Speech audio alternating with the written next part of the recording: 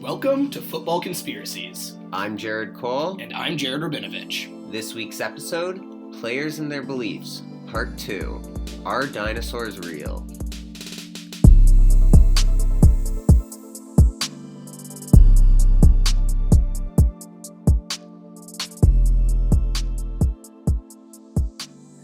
Welcome back to the second episode of what's going to be an ongoing series, Players and Their Beliefs. In this series, we dig into the wildest conspiracy beliefs of NFL players and coaches. The last episode, episode 4 of the podcast, we covered NFL players who believe in flat Earth, and I recommend listeners who haven't gotten a chance to listen to that episode to go back and do so now. Well, listeners have probably gathered from the intro that today we are going to be speaking about the dinosaur truthers within the NFL. Before we get into that, I just want to do a quick overview of why I think this series is not just entertaining for the listeners, but important for us to do as a part of this podcast. Well, for the most part, these episodes are intended to be a fun time for the listeners. I want to use them to highlight a point that I believe is very relevant to the overall theme of our podcast.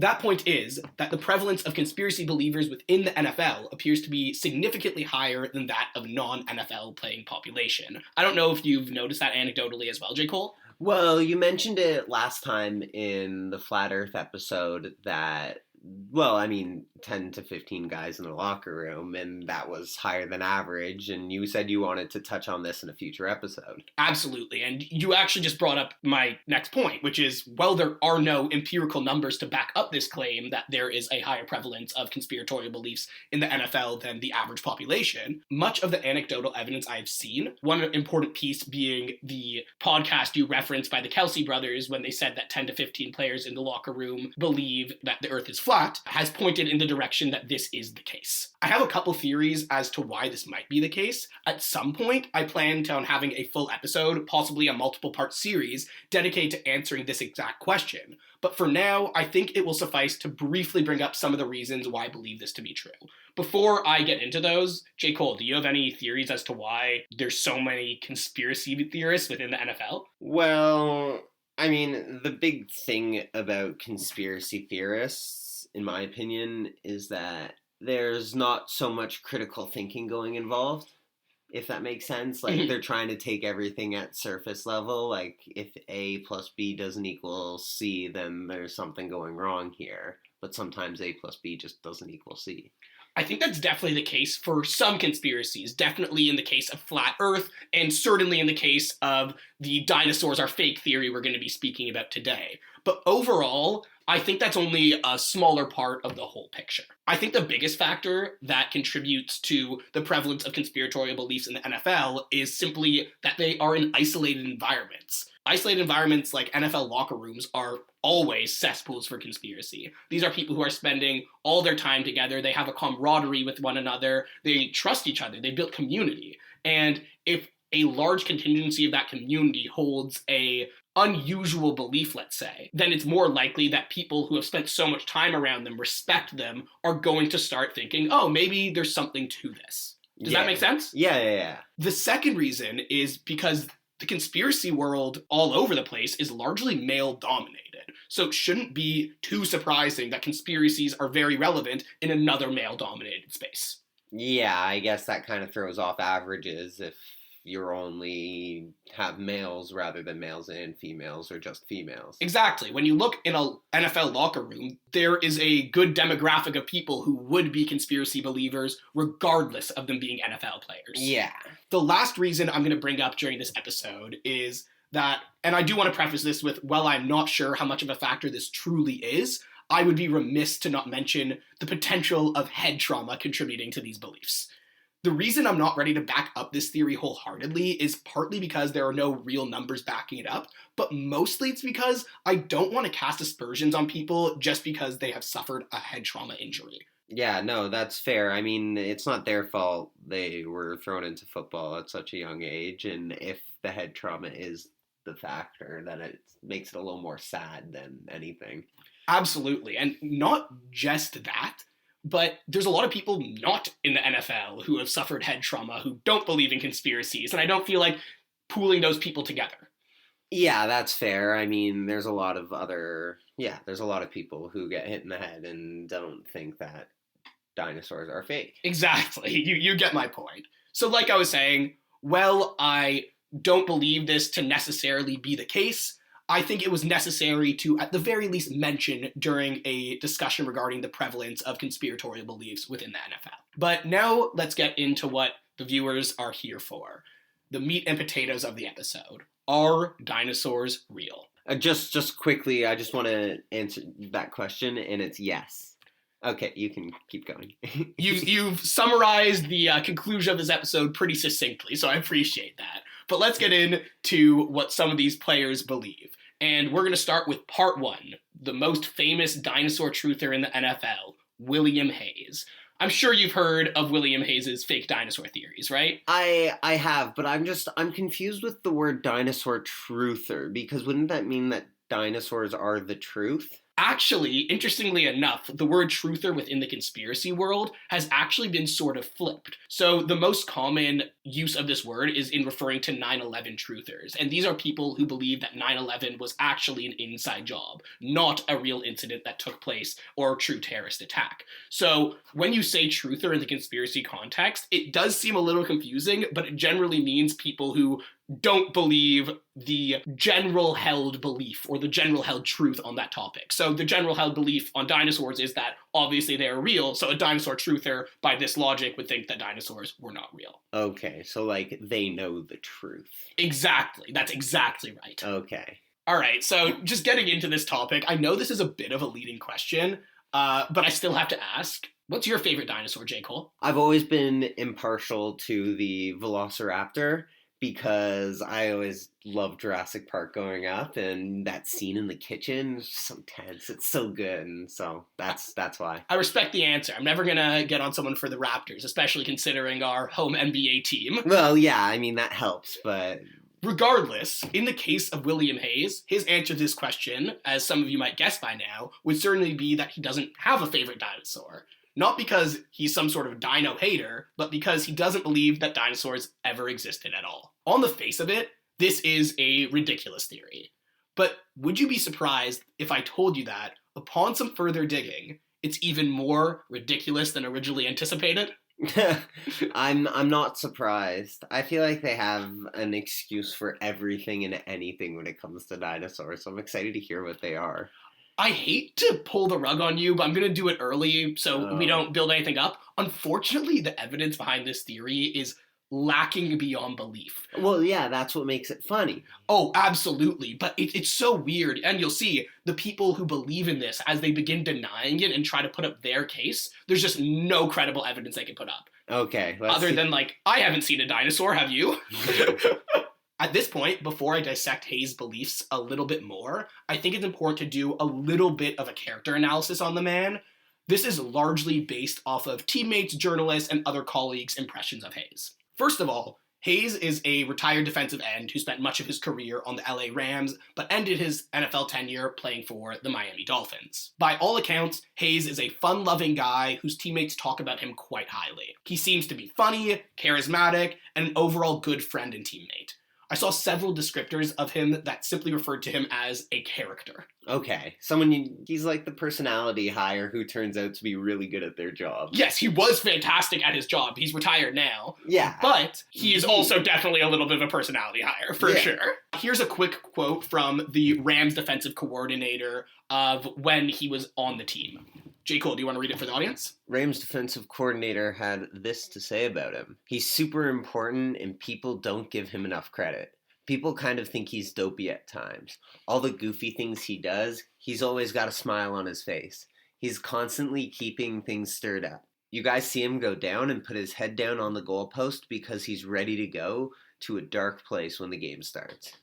So what they're saying is he is overall a fun-loving guy, but when the game starts, shit gets serious. Yeah. He's a guy you want on your team. Absolutely. He's not a guy you want to play against. Absolutely. This is the description of someone who I'd want on my NFL team. Yes. On top of all this, though, something that's kind of fun about him is that he was quite a prolific prankster within the NFL.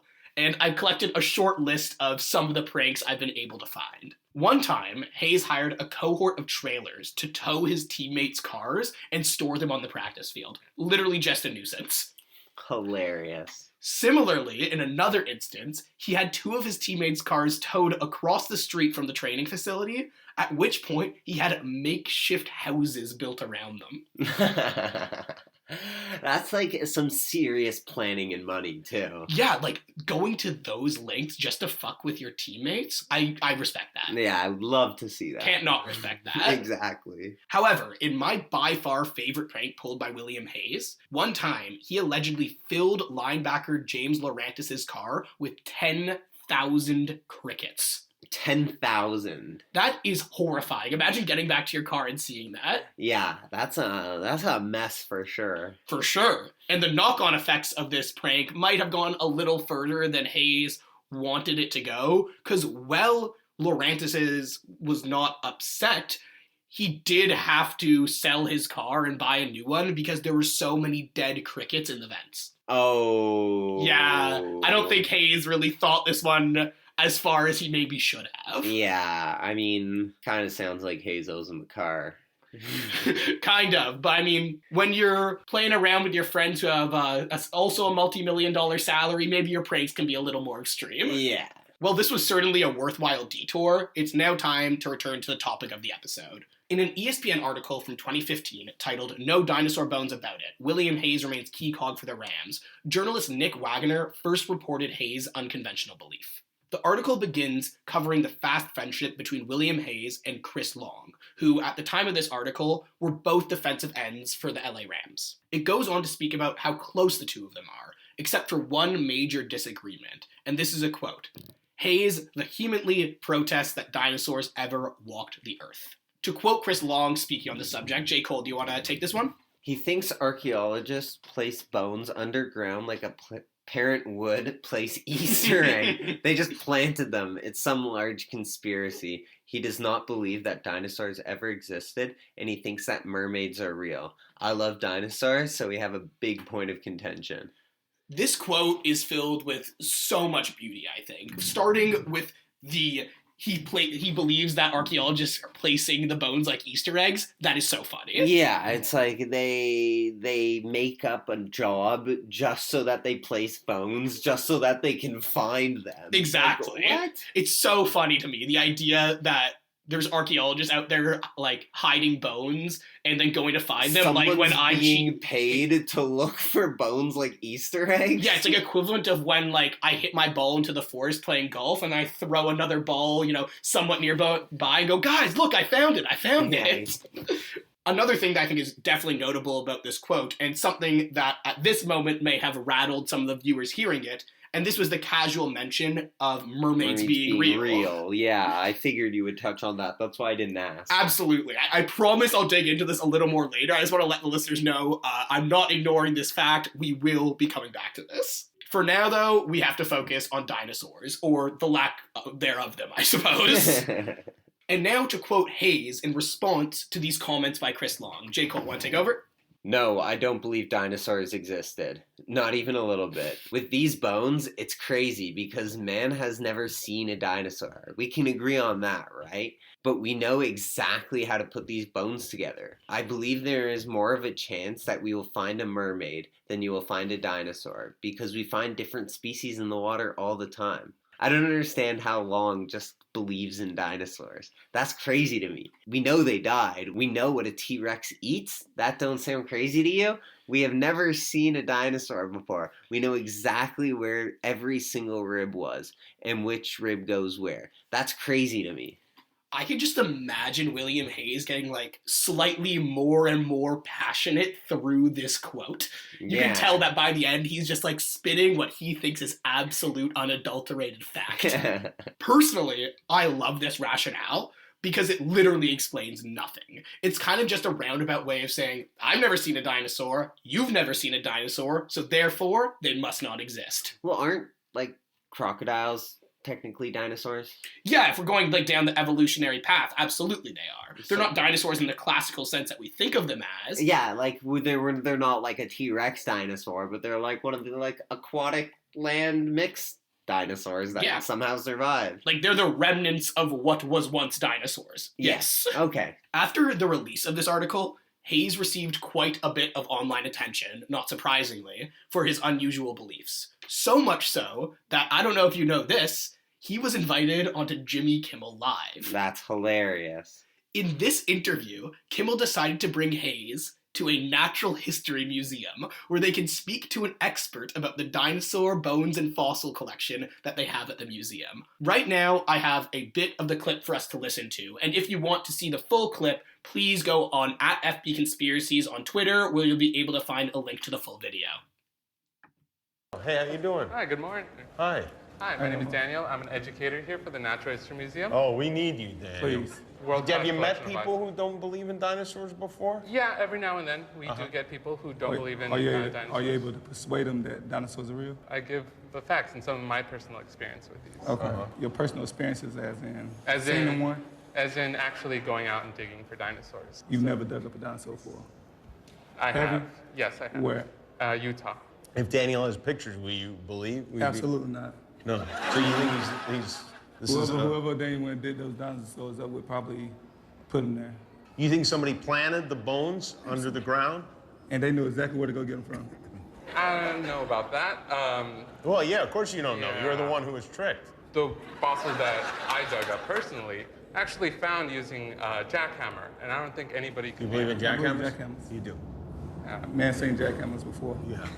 And here we have our T-Rex skull, and it is one of the most complete T-Rex skulls ever found. So those the real teeth from T-Rex? Yeah, the lower jaw is pretty complete. If you take a look in between the cracks, we put in things like clay and glue to hold it together. So you're saying this is a lot of this is clay.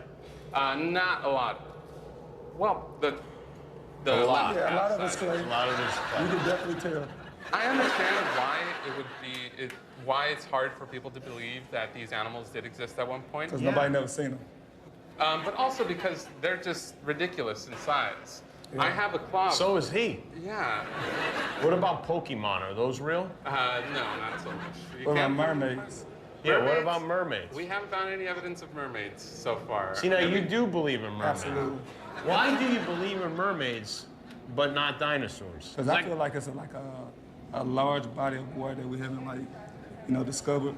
We find different species in the water every day. So Right. who's to say that mermaid can't be down there? So you believe in the possibility of Possibility of- mermaids, yeah, absolutely. not in mermaids themselves. Absolutely. Would you have sex with a mermaid? It's just bad enough. Yeah, Ariel, I give it to her. Would you have sex with a dinosaur? No. You know you love them. No, I would not have sex with a dinosaur. Okay, I'm glad we established this. Let's keep going. So what do you think of that clip, J. Cole? I think it's hilarious that he's told by an actual professional and he still doesn't believe it. Not just that, but I think it's so funny to see his personality displayed in that video. Clearly, he's not embarrassed about this belief. He believes it wholeheartedly, and he's happy to share it with the world. Like, this is not something that he has embarrassment about, which I think is kind of interesting. Yeah, he should be embarrassed. Yeah, and like I was saying, my first impression when I watched this video is that I understand why his teammates speak so highly of this guy. He seems like a really fun person to be around. Yeah, he seems fun because he's ridiculous. Of course, yeah. Like, I'm not saying the reasons you want to hang out with him are necessarily the reasons you want to hang out with your best friend, but I'd love to hang out with this guy. Yeah. This could potentially be a very uncomfortable scenario. After all, somebody is challenging your beliefs, so it's usually not fun for the person who is having that happen.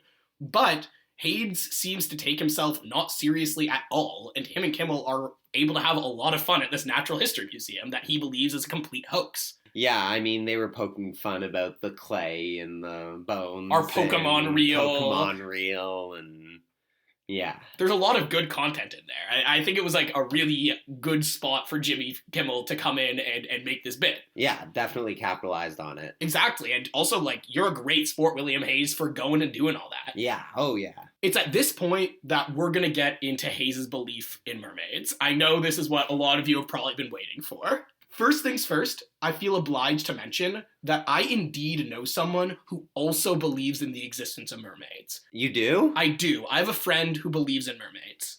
Can you shout them out? I will not shout them out because I have not spoken to them before this episode as to if I can. In Hayes' case, however, I find his rationale for this belief to be rather incoherent. He seems to not believe in dinosaurs for the same reason he does believe in mermaids. In the case of dinosaurs, Hayes says no humans were around to see them and the evidence can be modified.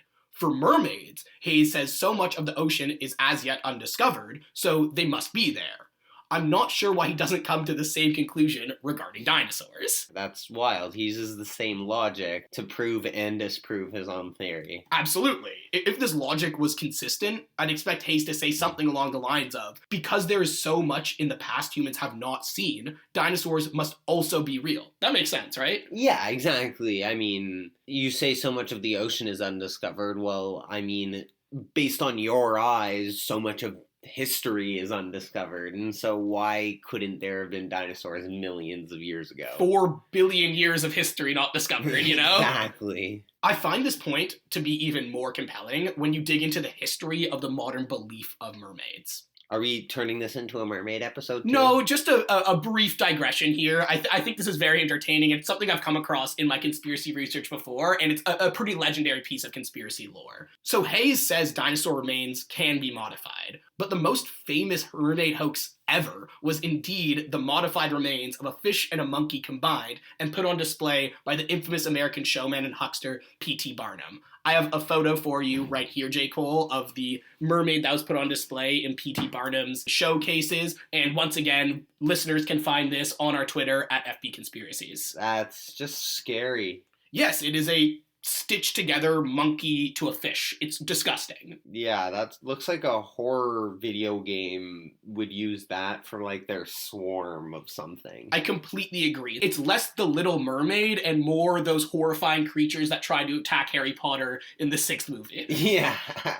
This does bring us to an end on our topic about William Hayes. I will go a little bit further into the debunking of this theory later on in the episode, but for now, we're going to move on to part 2, Other Believers. While doing research for this episode, I found it a lot harder to find dinosaur truthers in the NFL than I was able to find flat earthers, which seemed pretty prevalent. But I was able to find a few other people, so we know that William Hayes is not completely alone. In 2017, a couple years after the William Hayes interview and Jimmy Kimmel appearance, J.J. Watt, who was playing for the Houston Texans at the time, called out his teammate DJ Reader in a tweet. Do you want to read this for us? This is a tweet from JJ Watt. Our lockers have been next to each other for over a year, and I just found out at DJ Reed 98 doesn't believe in dinosaurs. Says fossils are fake. In response to this, DJ Reader said, "Don't knock my theories, man." And in response to that, JJ Watt said,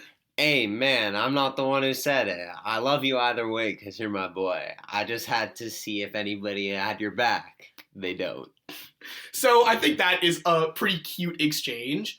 On top of that, there's not too much evidence of DJ Reader's belief in dinosaurs being fake. He doesn't seem to have nearly as much conviction as Hayes, or at the very least is more embarrassed to display this belief widely like Hayes is. But I did find one more tweet that I found interesting, even though I don't have much context surrounding it. So this is a DJ Reader tweet in response to someone saying, "You probably also think the world is flat." Nah, because I can clearly see there's bumps in it with these mountains out here in West Virginia. That is such a funny defense of someone calling you a flat earther. I've seen a mountain before. I know the earth is round. Like, it's No, he's not saying the earth is round. He's just saying that it isn't flat. I'll give you that one. Maybe he's like... he's like, it is like the disc like everyone thinks it is, except it's not flat, because if it were flat, there wouldn't be mountains. Or maybe he's like an earth dodecahedronist, you know? Like, maybe he just thinks it's some different shape. Mountains are just like the corners of the dice. Exactly, yeah, right? It's just like, he knows it's not flat. There's mountains. How can it be flat if there's mountains? I don't think he quite understands that flat earthers aren't saying, yes, it's flat like a piece of paper. No, it is not. That is so funny. He's an interesting dude, for sure. The only other player I was able to find who is also a outward believer that dinosaurs are fake is Ike Reese, former NFL linebacker and current radio show host. Now, J. Cole and I will read a bit of the transcript from the radio show where Reese revealed this belief. I will be reading the part of Ike Reese, and J. Cole will be reading the part of his guest. There's two things I don't believe in. That's aliens and dinosaurs. You remember, I said this on the air years ago. What the heck do you think happened 50 million years ago? What I want to know is, why aren't they still here? I'll tell you why they're not still here, man. Because either a comet or a huge asteroid Oh, a comet came and killed him? Oh, out of nowhere? wiped everything out.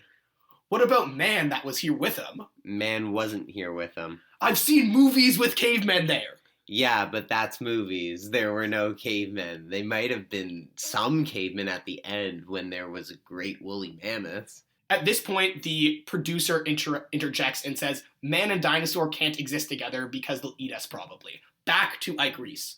That's the point I'm making. We would be extinct. No. There weren't dinosaurs. Dinosaurs had died out because of the asteroid or comet prior to, and then life began again. Out of nothing? Out of just about nothing. Out of water and dirt and... Without procreation? At first, it started with a bunch of small cells dividing. I just wonder how man survived. Man didn't survive. Man wasn't here yet. Okay then, how did we get here? We got here first through water and cell growth in the water, and then fish came out of the water and started to crawl. See, this is why I don't buy it.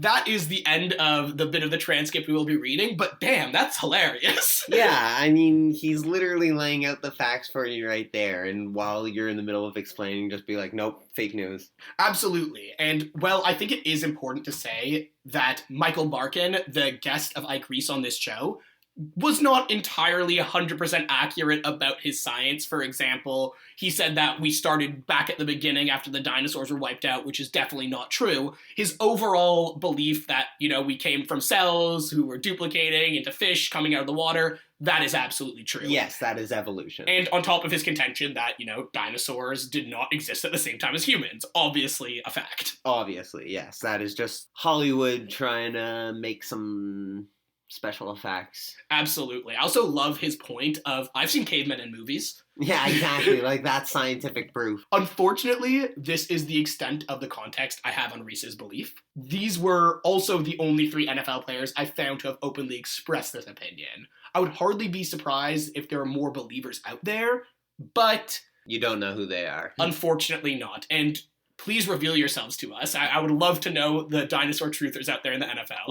Like Kyrie Irving did, all of these players have come out of the woodwork, so you can feel safe coming out too. It's actually interesting that you bring up Kyrie Irving, because DJ Reader and Ike Reese's belief in dinosaurs being fake were only revealed in the months following the Kyrie Irving incident in 2017, when a lot of other professional sports players started opening up about their conspiratorial beliefs. Well, thank you, Kyrie. Thank you to William Hayes, for paving the way in 2015. No embarrassment, and just everyone going along with him. William Hayes, the OG Kyrie Irving. Exactly. Really standing up for the small man. Lastly, I want to end off this episode with a quick discussion on young Earth creationism. Ike Reese's comments in that transcript actually led me to this last topic, and I just want to touch on it briefly in today's episode. We will have an entire episode dedicated to this at some point, but for now, I will briefly speak about young Earth creationism in relation to the dino truther theory. In doing research for this episode, it became clear to me that the main reason people believe dinosaurs didn't exist is based on the belief in young Earth creationism. This is the belief that the Christian conception of God created the universe only about 6,000 to 10,000 years ago, and therefore, things like dinosaurs couldn't have existed. Or, if they did exist, they would have been contemporary with human beings. Does that make sense? Yeah, it's that, yeah. It's the biblical timeline of Earth. In reality, Earth is closer to 4 billion years old than 6,000 to 10,000, and humans and dinosaurs lived roughly 65 million years apart from one another.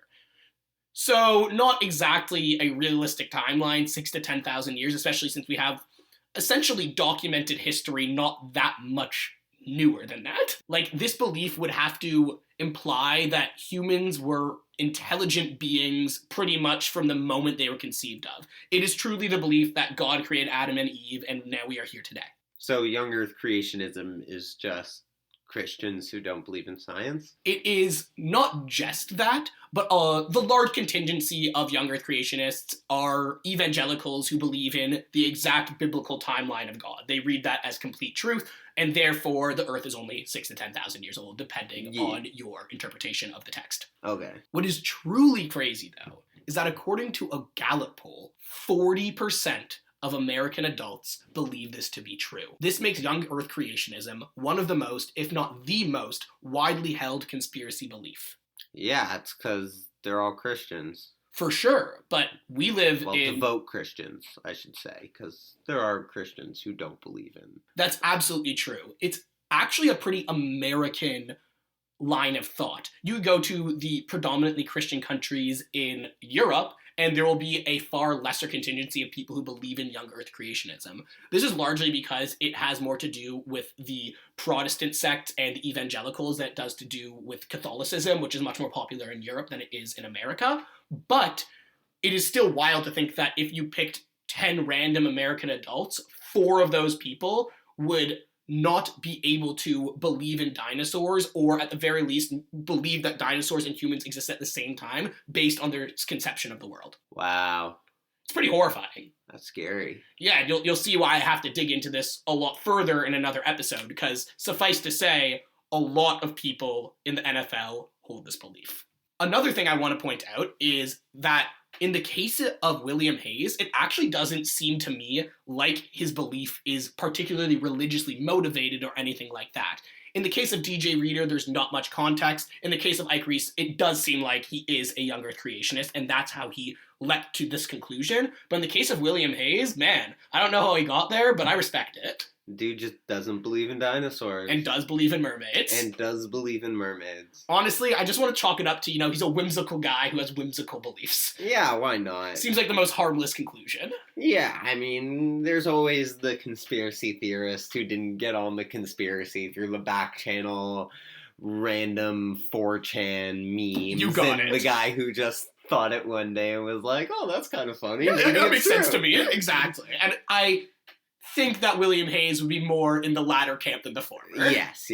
A quick note on why I brought young Earth creationism up to begin with is that I think the cascading beliefs that come from the belief in young Earth creationism can be quite detrimental and really lead someone down a conspiracy rabbit hole that can potentially be very dangerous. That's the reason why I think this is so important to speak about. It's a gateway conspiracy. I mean, it's a gateway conspiracy in the same way that those DARE cops who come into your elementary school tell you that weed is a gateway drug. But if that belief of theirs were actually true, they say you smoke weed and now you're going to smoke crack next week.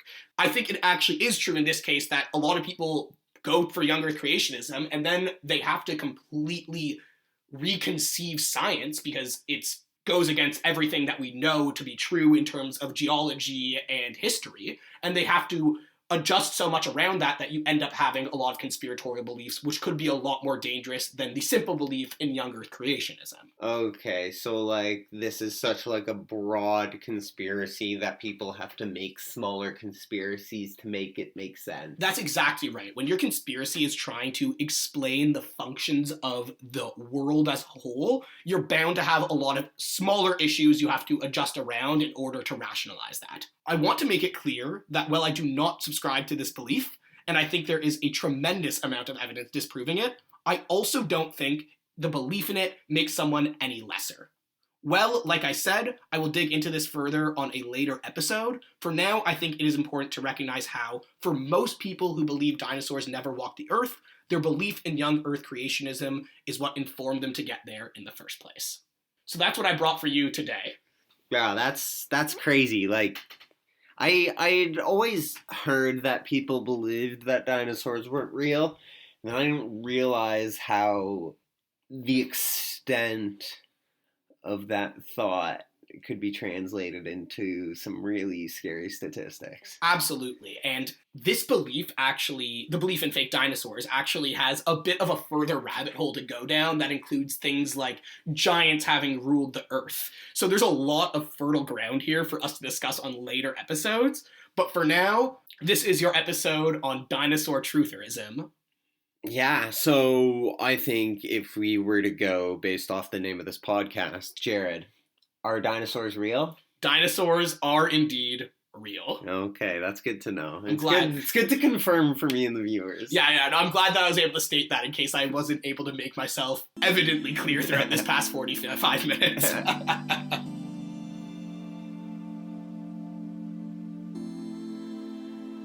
Alrighty, welcome listeners to my segment of the podcast where I delve deep into the bizarre and unexplained occurrences that make you question the reality that is the NFL. I've got some mind-bending stories and stats that will have you reaching for your tinfoil hat in no time. As we've discussed in other episodes, the early days of football had some crazy history, and 1925 was no different.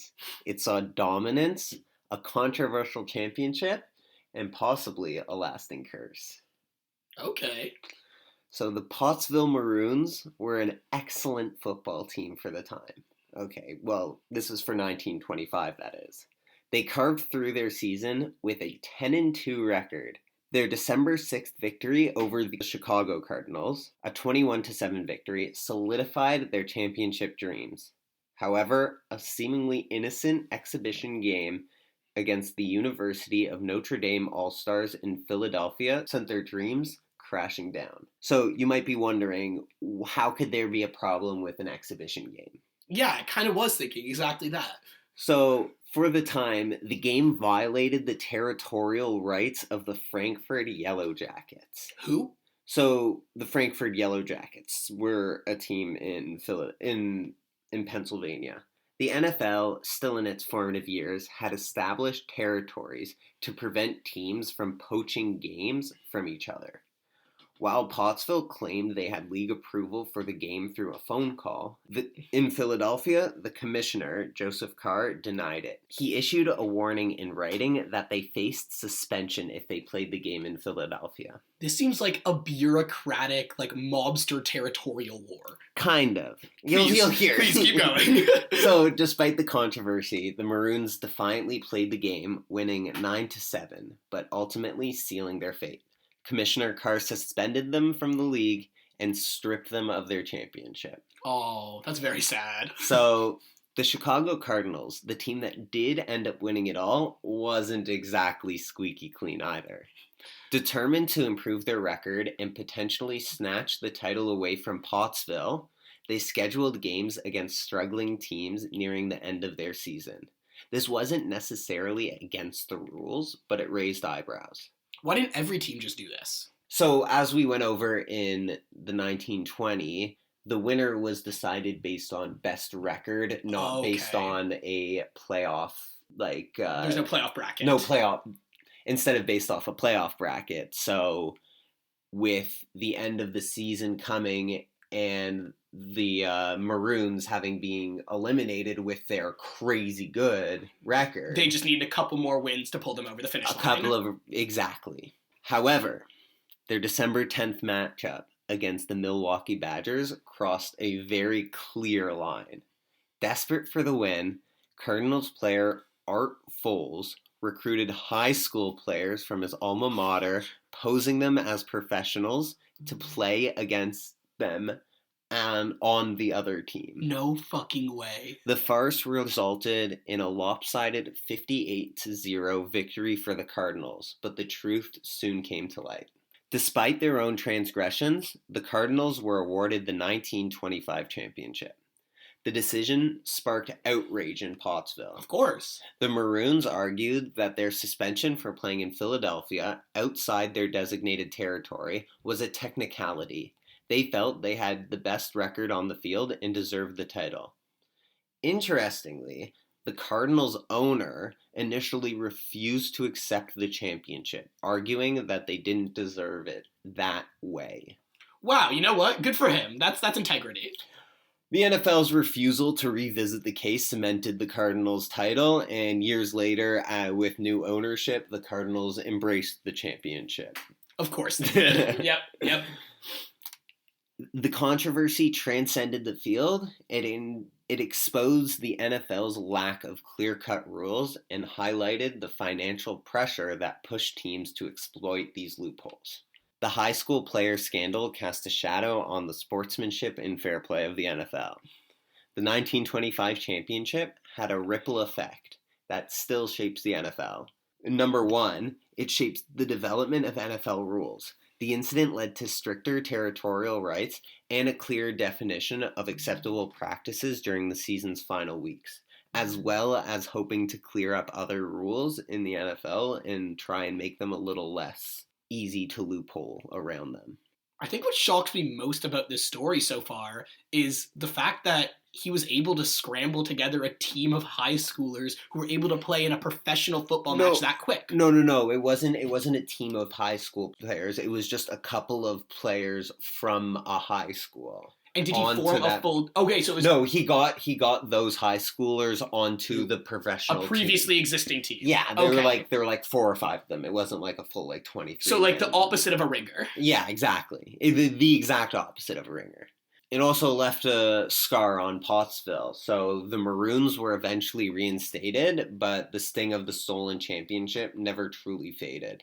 Their story became a symbol of a small town grit against a ruthless league. Yeah, for real. That is a David and Goliath story there. So, and finally, as alluded to, this fueled the Cardinals football curse theory.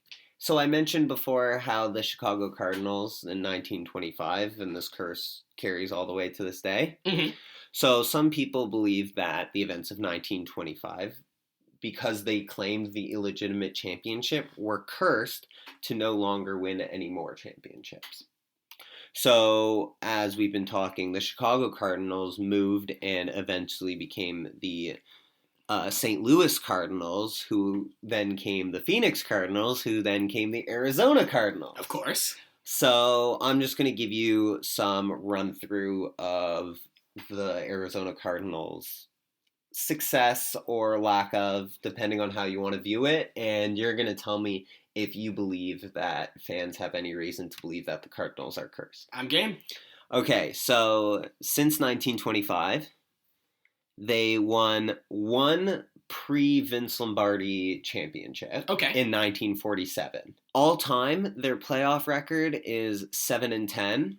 In wildcard games, they're 3-3. In divisional round games, they're 2-4. In conference championship games, they're 1-1. And in Super Bowls, they're 0-1. Overall, their record is 585 wins, 803 losses, and 41 ties. It seems like a pretty average record to me, to be honest. Like, over time, that's not that crazy that a team has underperformed over time in a place where they're not, like, a super rich team. I think that it's a little questionable when you look at they've played 19 playoff games in 105 years. Okay, I'll give you that. That is a little bit sketchy. Yeah, but that's going all the way back to 1920. Yeah, but still, all the way back to 1920, they've only played in 19 games. No, I agree. Putting in that context does make it look a little bit sketchier than I originally thought. Yeah, so in your opinion, do you think the Cardinals are cursed? Or do you think this is enough to fuel a Cardinal curse theory, though? That's exactly what I was going to say. We've done a lot of debunking on this podcast and previous episode about curses, and as far as curses go, this one seems pretty legit. Yeah, I'm wearing my tinfoil hat, and sorry, JG.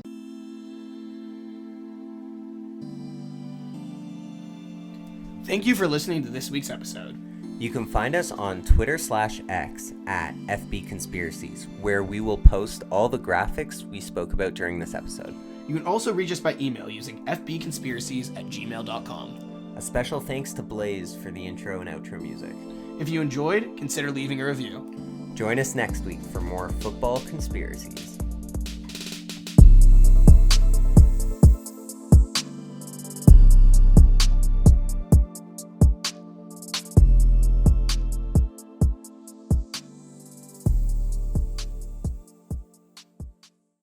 First things first, I feel obliged Rest in peace, Uncle Phil.